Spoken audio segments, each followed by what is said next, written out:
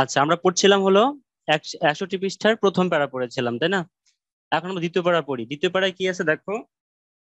পাশ দিয়ে একটা পাইকা চলে যাচ্ছে, 3 চাকার রিক্সা, যেমন মোটর বাইকের পাশে আরেকটা চাকা লাগিয়ে কেরিয়ারে বউ বাচ্চা বসতে পারে, এও প্রায় তেমনি। তাই তো। পাইকা বলতে কি বোঝায় এখানে বলেই দেয়া আছে, যে 3 চাকার রিক্সা। এটা কেমন 3 চাকার রিক্সা? একটা বাইক, মোটর বাইক, এই মোটর বাইকের পাশে আর একটা চাকা লাগিয়ে কেরিয়ার বানানো হয়েছে। কেরিয়ার বলতে বোঝায় যেখানে মালামাল রাখা হয়। এই যে এটা হলো কেরিয়ার। একটা চাক একটা চাকা লাগিয়ে এখানে কেরিয়ার, তাহলে মোটরসাইকেলের দুইটা, আর এই যে কেরিয়ার লাগানো হয়েছে এখানে একটা, 3 চাকা।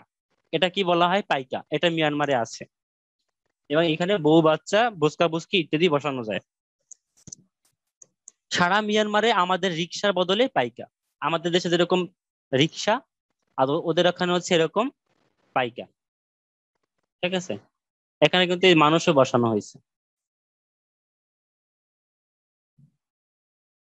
স্থানীয় মুসলমানেরা এর একচেটিয়া চালক, অর্থাৎ এই চালকরা ম্যাক্সিমামই হচ্ছে মুসলিম, এজন্য বলা হচ্ছে মিয়ানমার একচেটিয়া মুসলমান চালক। আছে?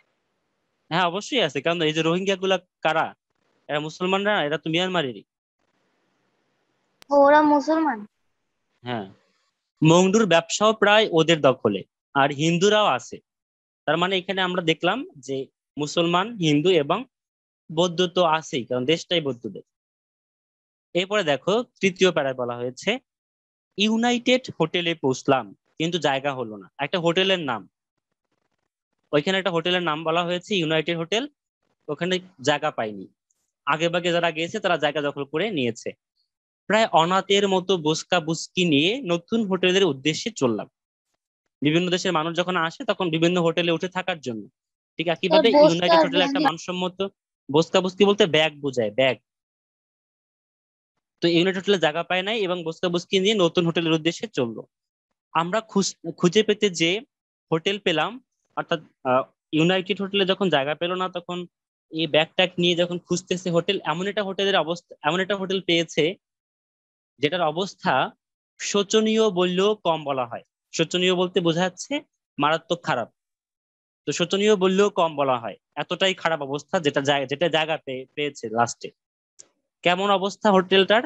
এখানে বর্ণনা দেওয়া হচ্ছে যে, বেড়ার ঘরের দোতলার মাঝ বারান্দায় বসেই টের পেলাম এটা চতুর্থ শ্রেণীর হোটেলও হতে পারে। অর্থাৎ ফার্স্ট ক্লাস হোটেল থাকে না, সেকেন্ড ক্লাস হোটেল থাকে না, ফার্স্ট ক্লাস হলো মানসম্মত সব থেকে ভালো হোটেল। তো চতুর্থ শ্রেণীর হোটেল বলতে নিম্ন শ্রেণীর একটা হোটেল বোঝাচ্ছে। তো চতুর্থ শ্রেণীর হোটেল হলেও হতে পারে, লেখকের ধারণা। কাঠের মেঝে, কাঠের যেমন তেমন দেয়াল, বিছানায় গিয়ে পরখ করে দেখি, পরখ বলতে পর্যবেক্ষণ করে দেখি, উঁচু নিচু চষা জমির মতো তোষক। যে তোষকটা ছিল সে তোষকটা হচ্ছে লাঙল দিয়ে হাল চাষ করলে মাটি যেরকম ওই উঁচু নিচু হয়ে থাকে, ঠিক একইভাবে তোষকের অবস্থা। মশারিতে বিচিত্র ও বিপরীত ধর্মী নানা রকম উৎকট দুর্গন্ধ।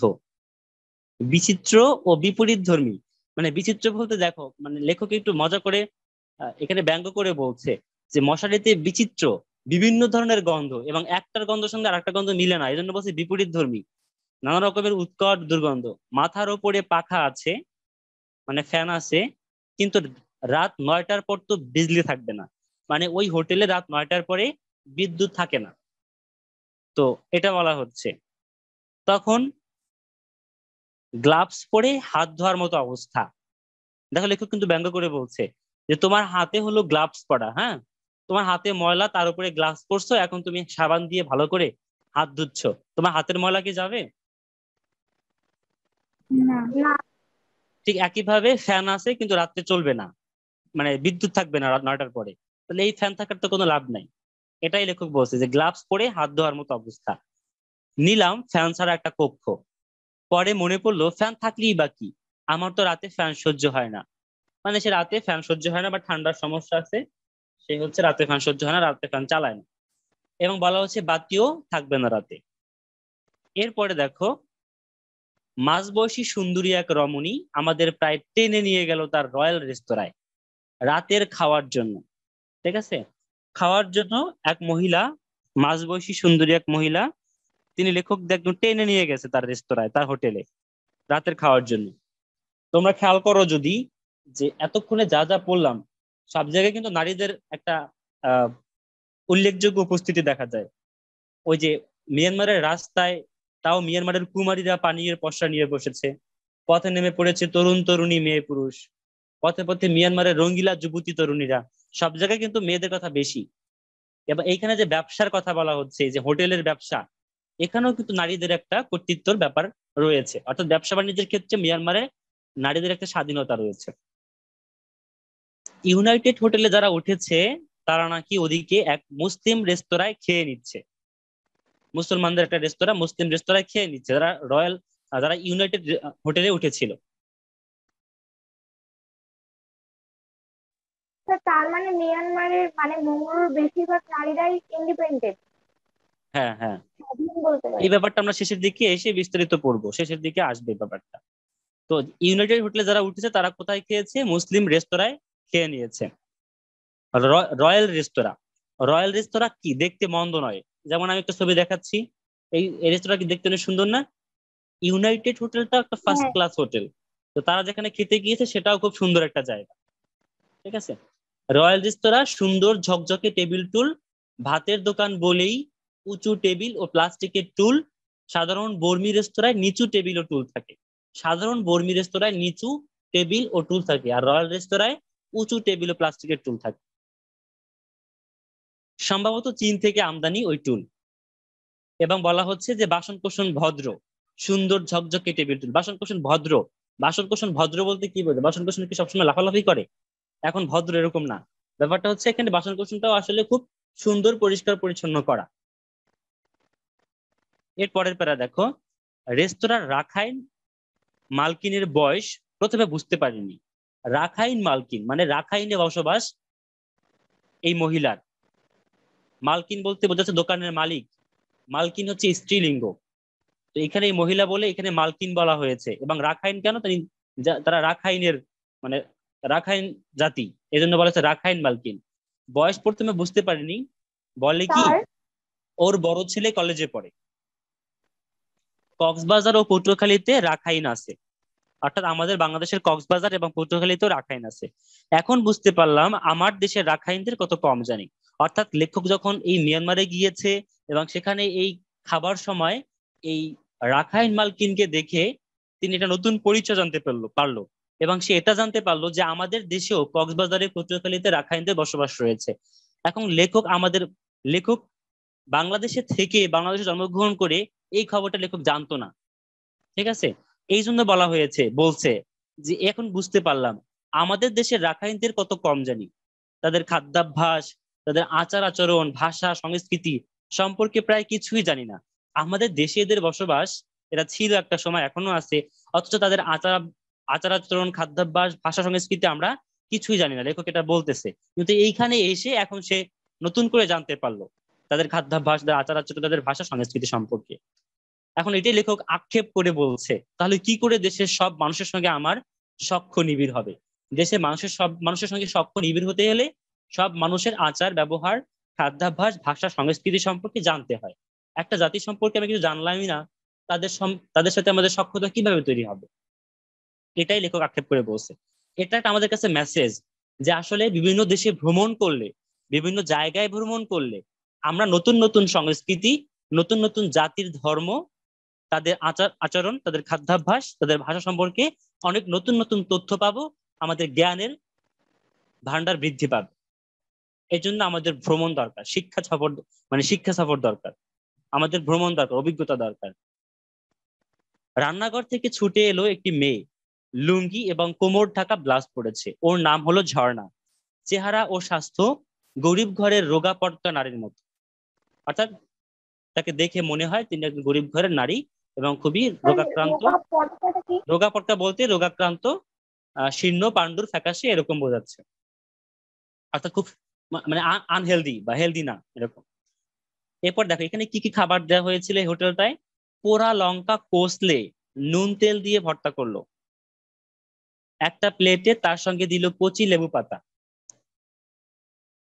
এবং এই খাবারটা বলা হচ্ছে যে বাহ একদম খাস চট্টগ্রামের খাবার। আসলে এদের থেকে চট্টগ্রামের বড়ুয়ারা এই খাবার নিয়েছে। চট্টগ্রামের জাতির নাম, চট্টগ্রামের বসবাসকারী একটা অধিবাসীর নাম হচ্ছে বড়ুয়া। তা আসলে এদের থেকে চট্টগ্রামের বড়ুয়ারাই খাবার নিয়েছে। চাকমা মারমারা ধানি লঙ্কা পুড়ে নুন ও পেঁয়াজ দিয়ে ভর্তা করে। ধানি লঙ্কা বলতে কি বোঝায়? একদম একদম পরিপক্ক, হ্যাঁ পরিপক্ক পাকা পোক্ত এরকম বোঝাচ্ছে ধানি লঙ্কা। লঙ্কা মানে মরিচ। এটা পুড়ে নুন এবং পেঁয়াজ দিয়ে ভর্তা করে। পোড়া বা সেদ্ধ ধানি লঙ্কা কুইজায়, কুইজা বলতে কি বোঝায়? মাটির হামানদিস্তা। কুইজায় বা মাটির হামানদিস্তায় পিষে নেয়। একটা রাত কেটে গেল অখ্যাত বা কুশ্রী হোটেলে। এই ঘটনাগুলো গেল 24শে মে 2001। এখন হচ্ছে দ্বিতীয় দিন, 25শে মে। মহাথেরোর সঙ্গে মংডুর পথে প্রধান সড়ক ধরে চলছি। দেখ এখানে অনেকগুলো খাবার দেয়া আছে, যে ভর্তা টর্তা ইত্যাদি অনেক কিছু খাবার এখানে দেয়া আছে। ঠিক আছে, এইখানে একটা সুন্দর ভর্তা দেয়া আছে, দেখো এখানে বাদাম, মরিচ, টমেটো ইত্যাদি, পেঁয়াজ, এখানে অনেক ভর্তা দেয়া আছে। দেখে আবার তো জিহ্বা এখানে যেন তো জল মনে হয় চলে যে না আসে। সংস্কৃতির সাথে কথা বলতেছে। হুম। মানে এখানে তো অনেক ধরনের খাবারই আছে যেগুলো মানে আমরাও চিনি।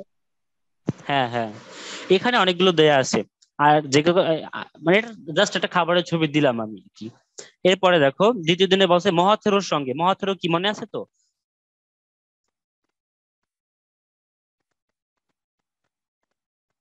হ্যাঁ, ওই যে মহাথেরোর সঙ্গে, বৌদ্ধ ধর্মীয় গুরু।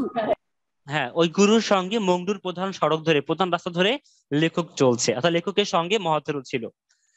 এবং পথে পথে কি কি দেখছে সেটাই বলতেছে। বাজার, দুই পাশে বাড়ি, বাড়ির নিচে দোকান, ভেতরের বাড়িগুলো সেগুন কাঠের থাম বা পাকা থামের ওপর। ভেতরের বাড়িগুলো সেগুন কাঠের থাম বা পাকা থামের ওপরে। গত রাতে বৃষ্টি হয়েছিল, ভেজা পথ, গাছপালার পাতা চকচক করছে ধাতব নতুন টাকার মতো। ধাতুর যে নতুন নতুন টাকা থাকে না, ধাতব পয়সাগুলো থাকে না, যেমন চকচক করে, রূপোর পয়সাগুলো থাকে চকচক করে নতুন। ঠিক একইভাবে বৃষ্টির পরে যে একটা পরিচ্ছন্ন একটা অবস্থা দাঁড়ায় প্রকৃতির রাস্তাঘাটের, সেটাই বলা হচ্ছে। বৃষ্টি শিরীষ, আম কাঁঠাল, কৃষ্ণচূড়া সবই সবই আমাদের মতো। অর্থাৎ এখানে বৃষ্টি শিরীষ, আম কাঁঠাল, কিছু কিছু গাছের নাম উল্লেখ করেছে, হ্যাঁ। এবং এই গাছগুলোর কথা বলা হয়েছে যে সবই আমাদের মতো। আমাদের মতো বলতে বোঝায় যে আমাদের দেশের মতো, আমাদের দেশে এরকম এরকম অনেক রয়েছে। এবং বলা হয়েছে পদকের পাতা লক লক করছে। পদক এক ধরনের ফুল গাছ, আমি ছবিতে দেখতে পাচ্ছি এটা পদক গাছ এবং এটা পদক ফুল। পদকের ফুলগুলো হচ্ছে সোনা রঙের এবং এটাই ফোটার সময়। ঠিক আছে, এটা সোনা রঙের পদক ফুল, এটাই হচ্ছে ফোটার সময়। আর মিয়ানমারে এদেরকে বলা হয় সেন্না। এই পদক ফুলকে মিয়ানমারে বলে কি? সেন্না। মিয়ানমারে ওদের নাম সেন্না। মংডুর কিছু গাছ ব্রিটিশ আমলের, ওদের বয়স শতাব্দী বা তারও বেশি। বৃষ্টি শিরীষ, তেঁতুল এবং একটু কম বয়সী নারকেল গাছ আছে, কাঠগোলাপ ও সোনালু। নারকেল সর্বত্র, মানে সব জায়গায় নারকেল গাছ আছে, এটা বলা হচ্ছে নারকেল সর্বত্র। বাড়ির সামনের নারকেল গাছটির গোড়ার দিকে মাথা সমান উঁচুতে অর্কিড রয়েছে। অর্কিড হলো ফুল গাছ এবং তাতে রঙিন এবং সাদা ফুল ফুটেছে। পাইকায় বোরকা পরা মহিলা, তার উপর মাথায় ছাতা। একটা পাইকায় একটা মহিলা বসা আছে, তার মাথার উপরে একটা ছাতা দেয়া। ছবি তুলতে যেতেই ছাতা দিয়ে আড়াল তুলে দিল।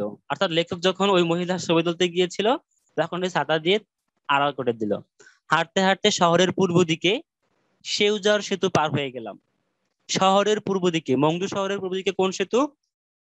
সেউইজার সেতু। সেউইজার সেতু, বানানগুলো খেয়াল করতে হবে। সেউইজার সেতু পার হলাম এবং নদীর নাম হলো সুধারডিয়ার। সুধারডিয়ার সেতু, সুধারডিয়া নদীর উপরে সেউইজার সেতু। এপারে হলো মংডু, সুধারডিয়ার নদীর এপারে হলো মংডু, ওপারে হলো সুধার পাড়া। সুধার পাড়াটা হচ্ছে মুসলিম গ্রাম। সেতুর কাছেই মাছ, পাঁচ পাঁচ সাতজন মাছ নিয়ে বসেছে, তরি তরকারি নিয়ে বসেছে কয়েকজন। গ্রামের ছোট্ট বাজার, 5-6টা বেড়ার দোকান, বুড়ো আঙুলের সমান চিংড়ির কিলো। আর চিংড়ির মাছগুলোর সাইজের কথা বলা হচ্ছে বুড়ো আঙুলের সমান। এবং চিংড়ির কিলো, আমরা বলি কেজি, ওরা বলে কিলো। চিংড়ির কিলো 400 থেকে 500 চা। অর্থাৎ ওদের 1 কিলো চিংড়ি 400 থেকে 500 চা। আমাদের তুলনায় পানির দাম, অর্থাৎ আমাদের দেশে যে দাম তার থেকে ওখানে অনেক কম দাম, এজন্য বলা হয়েছে আমাদের তুলনায় পানির দাম। টাকার হিসেবে 40 থেকে 50 টাকার মধ্যে। তোমরা কি আসো? জি হ্যাঁ স্যার। স্যার আছে। জি জি স্যার। স্যার বুঝতে পারতেছো তো নাকি? জি হ্যাঁ স্যার স্যার। বুঝতে পারছি। জি স্যার। আচ্ছা, সমস্যা হলে বইলো। টাকার হিসেবে 40 থেকে 50 টাকা। দেখো এখন আমরা বুঝতে পারলাম যে আসলে আসলেই পানির দাম। ওদের হলো চিংড়ির কিলো 400 থেকে 500 চা, যেটা আমাদের বাংলাদেশি টাকায় হয় 40 থেকে 50 টাকা মাত্র। আর আমাদের দেশে চিংড়ির কেজি হলো 800 টাকা 700 টাকা। নদীর উজান দিকে বিলে দেখা যাচ্ছে চিংড়ির ঘের। নদীর উজান দিকে অর্থাৎ যেদিকে পানি প্রবাহিত হয়, নদীর উজান দিকে বিলে দেখা যাচ্ছে চিংড়ির ঘের, অর্থাৎ নদীর একটু উপরের দিকে বিলের চিংড়ির ঘের করা আছে এবং অডেল মাছ পাওয়া যায় ওখানে। চায়ের দোকান থেকে লোকজন আমাদের দিকে তাকিয়ে আছে। যেমন আমাদের দেশে যদি বিদেশি কেউ আসে তাহলে আমরা তাদের দিকে তাকাই থাকি না, তাদের চেহারার গঠন তাদের পোশাক আশাক ভিন্ন হয়, আমাদের দিকে তাকাই থাকি। ঠিক একইভাবে লেখকের দিকে ওইরকম লোকেরা তাকাই ছিল। মংডুতে এখনো প্যান্ট দেখিনি, শুধু আমাদের পরনে প্যান্ট। মহাথেরও চিবর পরেছেন। চিবর হলো কি? বৌদ্ধ ভিক্ষুকদের পরিধেয় গৈরিক পোশাক বিশেষ। গৈরিক বলতে মানে গেরুয়া রং, গেরুয়া রঙের বা মাটি কালার যেটা বলা যায়, গৈরিক পোশাক বিশেষ। এই কালারটা আমি দেখাবো তোমাদেরকে, দাঁড়া দেখাই এখনই। ও তোমাদেরকে চেয়ার দেখানো হয়, এই বাংলাদেশি টাকায় 1000 টাকা নোট দেখানো হয়েছে, আর মিয়ানমারের এই এই চেয়ার দেখানো হচ্ছে, ঠিক আছে? এটা হচ্ছে এই চিবর, এটাই হচ্ছে মহাথেরো। আর এদের গায়ে যেটা দেয়া আছে এটাই হলো চিবর। চিবর হচ্ছে ওদের কাছে একটা পবিত্র জিনিস। দেখো যদি তোমার পিছনের সাইনবোর্ডটা দেখো, পোস্টারটা দেখো, দেখো এখানে লেখা আছে 10তম শুভ দানোত্তম কঠিন চিবর দান, অর্থাৎ চিবর দান করে। ঠিক আছে, এই উপলক্ষে একটা অনুষ্ঠান করা হয়েছিল। হুম। মানে এটা কি শাড়ির মতো নাকি হ্যাঁ, চাদরের মতো? মোটামুটি একটা লম্বা কাপড়, লম্বা কাপড় চাদরের ধুতির মতো। মতো, চাদরের মতো গায়ে গায়ে দেওয়া হয়, পরাও হয়। দেখো, তো মহাথেরোরা চিবর পড়েছেন, বর্গীরা সবাই লুঙ্গি পড়েছে।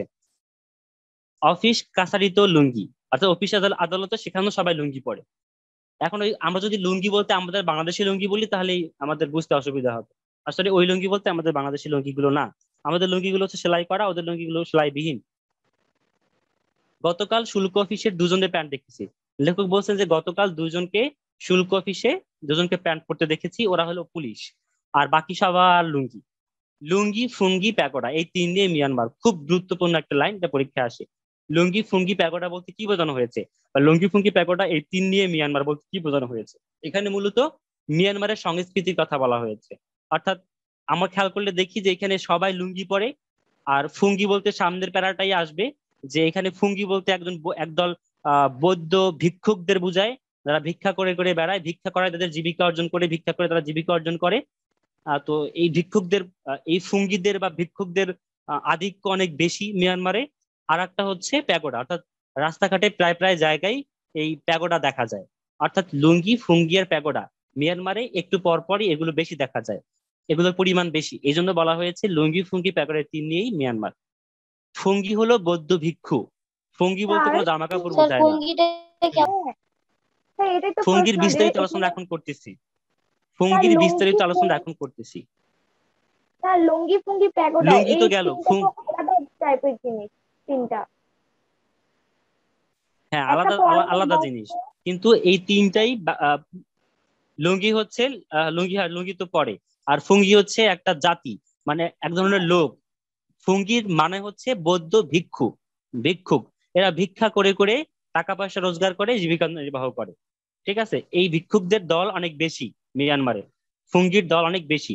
আর প্যাগোডা তো উপাসনালয়। ঠিক আছে, এই তিনটাই মিয়ানমারে বেশি দেখা যায়, এই জন্য বলা হয়েছে লুঙ্গি, ফুঙ্গি, প্যাগোডা তিন নিয়ে মিয়ানমার। এখন এই স্যার ফুঙ্গিকে মিয়ানমার ফুঙ্গি নাকি বলা হচ্ছে বাংলাদেশের থেকে খুব গরিব। না, গরিব হবে কেন? গরিব না। এখানে ভিক্ষুক বলতে আমরা আমরা আমাদের কাছে ভিক্ষুক বলতে খুব নিম্নমানের। আমাদের ভিক্ষুক আর ওদের ভিক্ষুক এক না। আমাদের ভিক্ষুক বলতে তো একদম তার কিছুই নেই, সে ভিক্ষা করে। আর ওরা হচ্ছে এটা ওদের একটা পেশা বলতে পারো। আমাদের কাছে এটা অ্যাবনর্মাল মনে হচ্ছে, ভিক্ষা করে একটা কিন্তু পেশা। ওদের কাছে ওটা অ্যাবনর্মাল না। ওদের কাছে ওদের ওইখানে মিয়ানমারের ভিক্ষুকটা হচ্ছে একটা সম্মানিত মানুষ, সম্মানিত পেশা। তারা যথেষ্ট সম্মান পায়, যথেষ্ট রেসপেক্ট পায়। ঠিক আছে, ওরা একটা ধর্মীয় মানুষ, ধর্মীয় গুরু টাইপের একজন মানুষ। ঠিক আছে, ওদেরকে মানুষই চালায়, মানুষের বাড়ি বাড়ি যায়, রাস্তাঘাটে টাকা পয়সা উঠায়, এবং সেভাবেই করে তারা জীবিকা নির্বাহ করে। তাহলে স্যার আমাদের সেদিক ভিক্ষুক আর দিয়ে ওদের ভিক্ষুক, ওই ভিক্ষুক এক না। ঠিক আছে, হ্যাঁ সম্পূর্ণ তাহলে আলাদা। সেদিক দিয়ে লক্ষ্য করতে গেলে তো স্যার তারা মিয়ানমার এখানে কি আমাদের ওদের গরিবই। স্থানীয়রাই মানে ওদেরকে টাকা দিয়ে ওদের ই করে, মানে জীবিকা নির্বাহের সাহায্য করে? হ্যাঁ, তাহলে তো তারা হ্যাঁ, আমাদের হ্যাঁ। থেকে গরিবই হয়। না, গরিব এখন আর্থিক অবস্থা মানে অর্থনৈতিক অবস্থা বাংলাদেশের কিরকম, মিয়ানমারের কিরকম, সে আলোচনা অনেক দূরের বিষয় এবং বিশ্লেষণ পরের বিষয়। কিন্তু এখানে আমরা যেটা বলতে চাচ্ছি যে আমাদের ভিক্ষুক আর ওদের ভিক্ষুক এক না। ওই ভিক্ষুকটা হচ্ছে একটা অন্য ধরনের পেশা, পুরোহিত টাইপের মানুষ থাকে। এরা হচ্ছে দেখবা যে বৌদ্ধদের মধ্যে এই ভিক্ষুকটা থাকে, এরা বাড়িতে বাড়িতে ঘুরতো, এই বাড়ি থেকে এই বাড়ি এটা এটা ওটা নিত, মানুষ খুশি হয়ে দিত, এবং মানুষ এদেরকে আহ একটা গুরুত্বপূর্ণ একটা অংশ মনে করে। তাদের তাদের কিসের, তাদের ধর্মের জন্য, তাদের পুণ্য লাভের জন্য, তাদের উপাসনালয়ের জন্য, মানে তাদের ধর্মীয় দিক থেকে এই ভিক্ষুকদের একটা আলাদা বিশেষ পরিচয় রয়েছে, আলাদা একটা সম্মান রয়েছে। সেই ক্ষেত্রে সেই দিক থেকে তারা সবাই মানে সবাই মিলে বা সবার কাছ থেকে তারা এই টাকা উঠায়, তারপর জীবিকা নির্বাহ করে। এটা তাদের একটা পেশা, এটা সম্পূর্ণ যে আলাদা একটা জাতি। আমাদের কাছে কেমন যেন এটা অ্যাবনর্মাল মনে হচ্ছে, কারণ আমাদের দেশে ভিক্ষু চলতে বলতে বোঝাতে কিছুই নাই, রাস্তাঘাটে ঘুরে মানুষ টাকা দেয়, এভাবে চলে এরকম। কিন্তু ওদের ভিক্ষুক আর আমাদের ভিক্ষুক এক। এবার বলা হয়েছে গম, গম মানে ভালো। মিয়ানমারের গম মানে ভালো। সাম্মান, সাম্মান মানে সাম্পান বা নৌকা। ছা মানে শাবক। থামি মানে হচ্ছে বর্মী রমণীদের সেলাইবিহীন লুঙ্গি, ইত্যাদি অনেক শব্দ বার্মা এবং আরাকান থেকে চট্টগ্রাম হয়ে বাংলা ভাষায় ঢুকেছে। এখানে কিছু শব্দের কথা বলা হয়েছে, শব্দগুলো আরাকান, বার্মা এবং আরাকান হয়ে চট্টগ্রাম হয়ে আমাদের বাংলা ভাষায় প্রবেশ করেছে। এর পরের পাড়ায় দেখি ফুঙ্গিদের নিয়ে ছাটা আলোচনা কি? করা হচ্ছে। ছাবো এই ছা শাবক বলতে ছা, ছা মানে বাচ্চা, কোনো কিছুর বাচ্চা, এর যেমন মানে কি? আহ আবার মানে কি বললাম, কোন কিছুর বাচ্চা, কোনো পাখির বাচ্চা হতে পারে, বক বক হতে পারে, ইত্যাদি যে বাচ্চা থাকে, এটা কি বলা হয়? শাবক। এটা মানুষেরও? না না, মানুষের হবে কেন?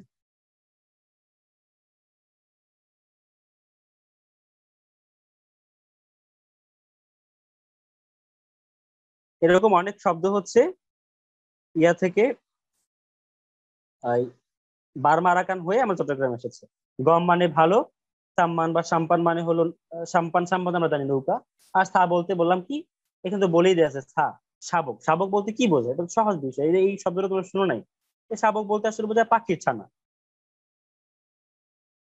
শিশু বাচ্চা এরকম বোঝায়।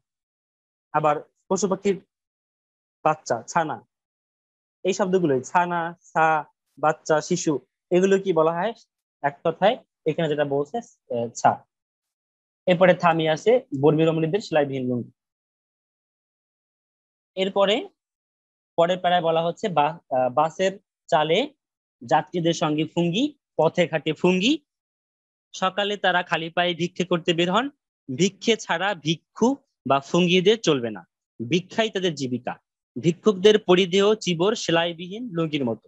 ভিক্ষুকরা যে চিবর পরে সেটা সেলাইবিহীন লুঙ্গির মতো। গায়ে আলাদা অন্য এক টুকরো চিবর থাকে, হাত কাটা ও এক কাঁধ কাটা একটা গেঞ্জি থাকে। কোমরে বেল্ট জাতীয় অর্থাৎ সেলাই করা কাপড়ের কোমর বন্ধনী থাকে।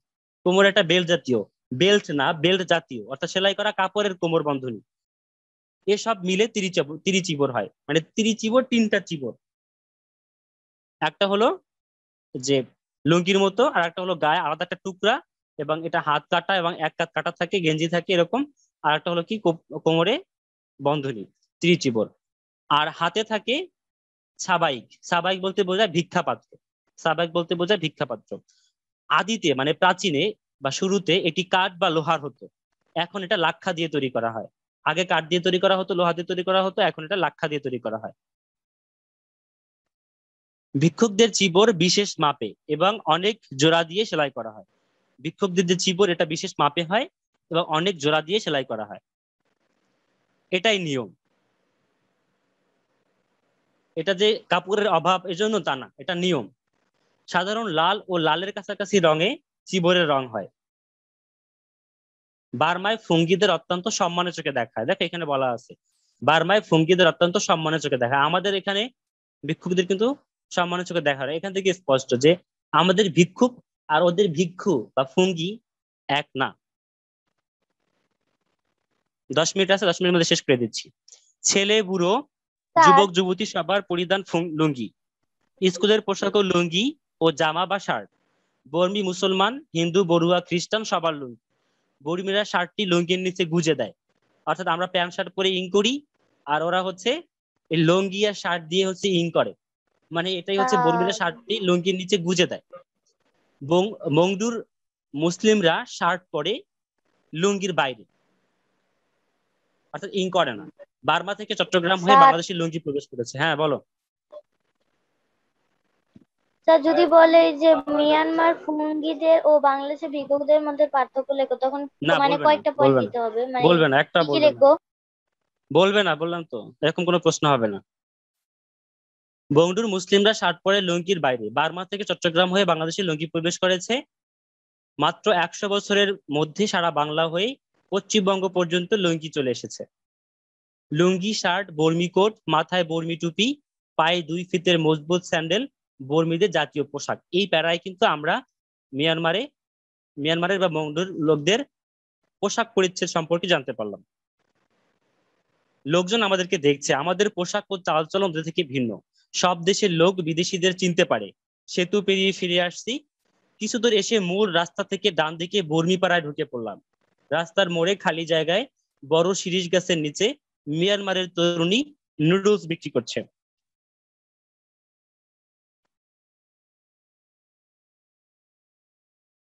এখানে এই ভিক্ষুকদের ছবি দেয়া আছে, দেখো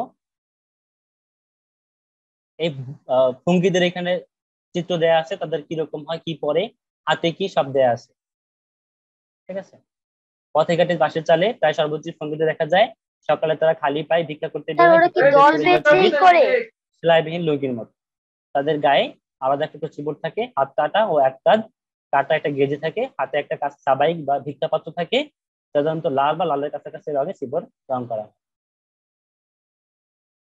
স্যার ওরা কি দল বেঁধে এরকম রাস্তা বের হয়? হ্যাঁ, দল দল বেঁধে বের হয়।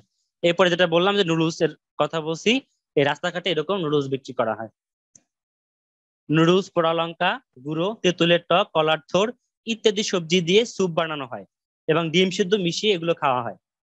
ডিমের খোসা ফেলে কাঁচি দিয়ে টুকরো টুকরো করে ক্ষিপ্র গতিতে, অর্থাৎ ডিমটাকে খোসাটা ফেলে দিয়ে ডিমটাকে কাঁচি দিয়ে টুকরো টুকরো করে কাটে ক্ষিপ্র গতিতে, মানে ক্ষিপ্র গতিতে বলতে খুব তাড়াতাড়ি করে কাটে।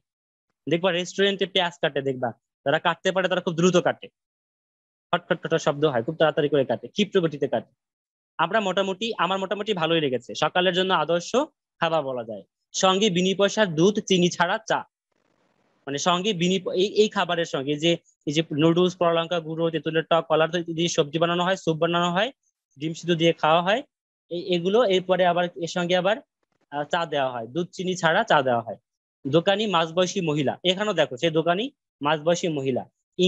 ইংরেজিতে কোনো মতে একরকম করে কথা বললাম, যেহেতু লেখকের ভাষা আর ওদের ভাষা এক ছিল না, সে কারণে ইঙ্গিতে ইশারায় আবার কখনো কখনো ইংরেজিতে কোন রকম করে কথা বলছে। বুঝতে পারছি সারা ভ্রমণ এভাবে করে অপূর্ণ কথাবার্তা বলতে হবে। এখানে এটাই বোঝানো হচ্ছে যে আসলে তার ভাষা এবং ওদের ভাষা এক ছিল না, যার কারণে আসলে পরিপূর্ণভাবে মনের ভাবটা প্রকাশ করতে পারা যাচ্ছিল না। এই জন্যই বলছে যে বুঝতে পারছি সারা ভ্রমণ এভাবে অপূর্ণ কথাবার্তা বলতে হবে।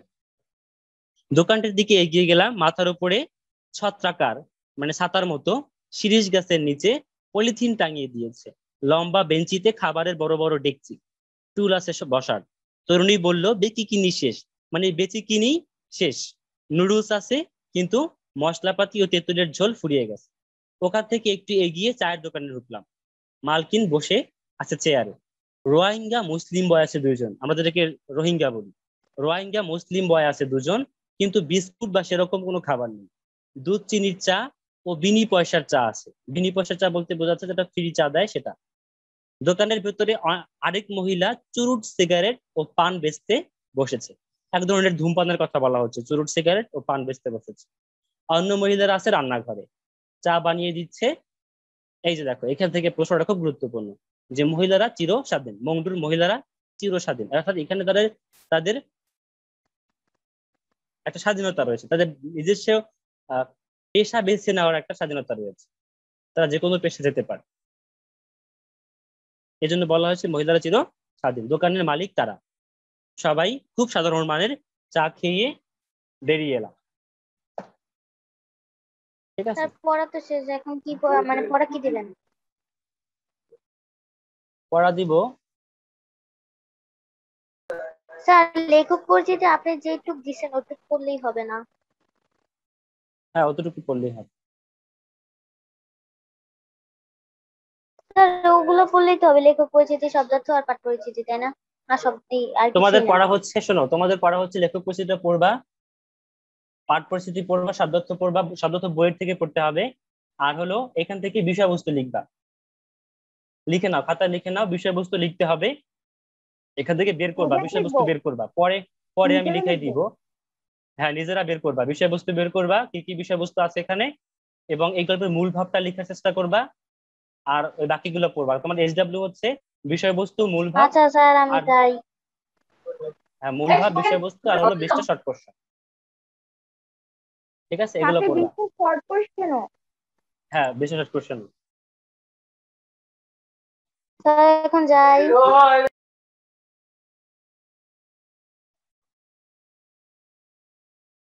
দেখো, এখানে কিছু মূল্যায়ন ছিল, যদিও আমি এখন সময় নেই, যার কারণে জিজ্ঞেস করতে পারছি না। রয়্যাল রেস্তোরাঁ টুল কোথা থেকে আমদানি করা হয়, কখন থেকে বঙ্গবন্ধুর সাথে চট্টগ্রাম যোগাযোগ, রেস্তোরাঁ রাখাইন মালিকের ছেলে কোথায় পড়ে, লেখকের মন খাঁচাছাড়া পাখির মতো উঠতে চাইলো কেন, কোন গাছের নিচে নুডলসের দোকান। কিছু মূল্যায়ন আমি জিজ্ঞেস করতাম, কিন্তু সময় নেই বলে জিজ্ঞেস করতে পারছি না। আশা করি এই উত্তরগুলো তোমরা পারো, সবাই পারো না? হ্যাঁ, স্যার একটা এগুলো বাদে। কি সংক্ষিপ্ত স্যার। উত্তর? একটা হ্যাঁ, বাদে। এগুলো সংক্ষিপ্ত প্রশ্ন। আর আমি প্রত্যেক কিছু জিজ্ঞেস করতাম কাউকে কাউকে, কিন্তু এখন সময় না দেখে করতে পারতেছি। যাই হোক, এই ছিল আজকের ক্লাস। যতটুকু পড়া দিলাম ভালো করে পড়বা, রিডিংটা আরো 2-3 বার 5 বার ভালো করে পড়বা। রিডিং করলে, রিডিং যত বেশি পড়বা তত ভালো বুঝতে পারবা, 5 বারের সময় আরো বেশি ভালো বুঝতে পারবা। ঠিক আছে, রিডিং ভালো বেশি করে পড়বা। আসসালামু ঠিক আলাইকুম। আছে, অসংখ্য স্যার ধন্যবাদ আসসালামু সবাইকে। আলাইকুম। ভালো থাকেন। আসসালামু আলাইকুম স্যার। স্যার আসসালামু আলাইকুম। ভালো থাকবেন। স্যার আসসালামু আলাইকুম।